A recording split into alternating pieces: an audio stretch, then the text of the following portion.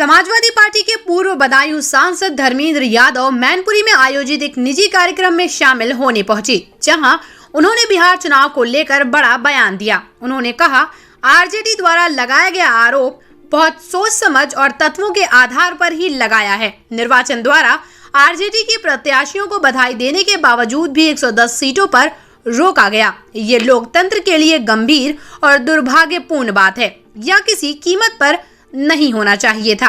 उन्होंने यूपी में हुए उपचुनाव को लेकर भी चर्चा करते हुए कहा कि काउंटिंग के बाद ही समाजवादी पार्टी के राष्ट्रीय अध्यक्ष प्रेस कॉन्फ्रेंस करेंगे, पूर्ण तथ्यों के साथ करेंगे। देखने में आया है कि वोटिंग के टाइम पर समाजवादियों बूथों पर एम्बुलेंस लगाकर मतदाताओं को कोविड-19 के तहत भड़काना, ऐसे हथकंडे और धांधली जितनी हो सकती थी उतने सरकार ने अपनाए हैं।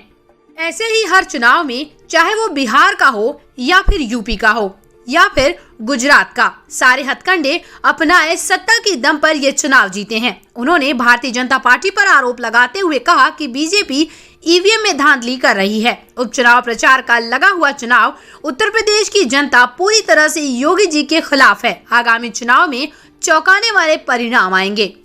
आरजेडी ने आरोप बहुत सोच समझ और तथ्यों के आधार पर ही लगाया होगा।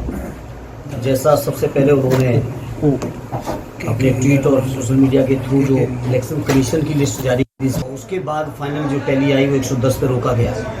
और जिस तरीके से बहुत सारे उम्मीदवार जिनको निर्वाचन अधिकारियों द्वारा बधाई देने के बाद भी उनके सर्टिफिकेट रोके और दूसरे उम्मीदवारों को सर्टिफिकेट दिए गए। मैं समझता हूँ बिहार में जो कल हुआ है वो बहुत लोकतंत्र के लिए गंभीर बात है और दुर्भाग्यपूर्ण। ऐसा कहीं नहीं होना चाहिए और किसी भी कीमत पर नहीं होना चाहिए जो हुआ है बिहार के।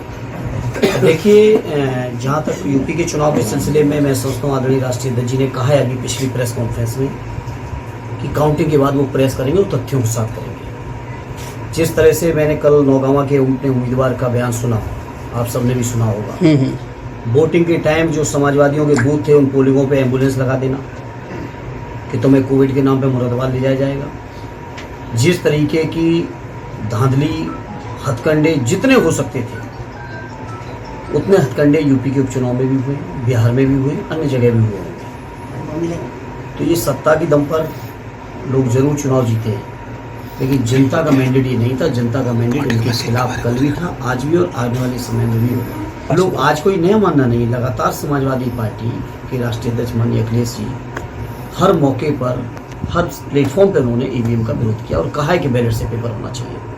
जहाँ ईवीएम बनी वहाँ ईवीएम पे चुनाव नहीं हो रहे हैं। अमेरिका में नहीं हो रहे हैं जी, लेकिन यहाँ पे ईवीएम के ही चुनाव होने हैं। इस पर पार्टी पहले भी कह चुकी है कई बार और पार्टी का स्टैंड वही है। और बिहार के चुनाव में आप मानते हैं ईवीएम का भी कुछ? और उसके बारे में वहाँ के लीडर आदरणीय तेजस्वी जी खुद ही तथ्यों सहित बात करेंगे और इंतजार है मुझे उनकी।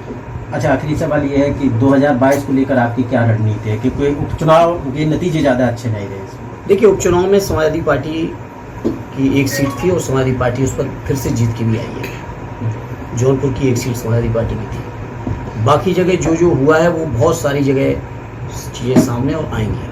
CIB इंडिया न्यूज की सभी खबरों को देखने के लिए लाल रंग की बटन को दबाकर चैनल को सब्सक्राइब जरूर करें, घंटी जरूर दबाएं ताकि हमारी सभी खबरों के नोटिफिकेशंस आप तक पहुंचते रहें।